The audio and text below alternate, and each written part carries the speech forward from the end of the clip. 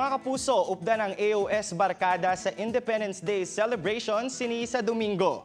Maki-hangout sa AOS Lounge kaupod sanday Christian Bautista, Aisel Santos, Maricris Garcia kag comedian singer Divine Ausina.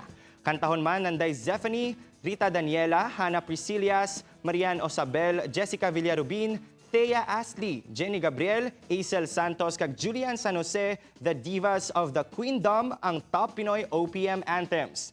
Hibaloon man ang next chapter sang fun-filled story tanging Treasure, the musical comedy segment nga ginapangunahan ni Rufa May Quinto, Faith Da Silva, Tuesday Vargas, Buboy Villar, Joey Paras kag Paulo Contis. Kilalahon man ang cast sang Philippine adaptation sang Running Man nga sanday Glyza De Castro, Buboy Villar, Kokoy De Santos, Lexi Gonzalez, Angel Guardian, Micael Daez kag Ruru Madrid.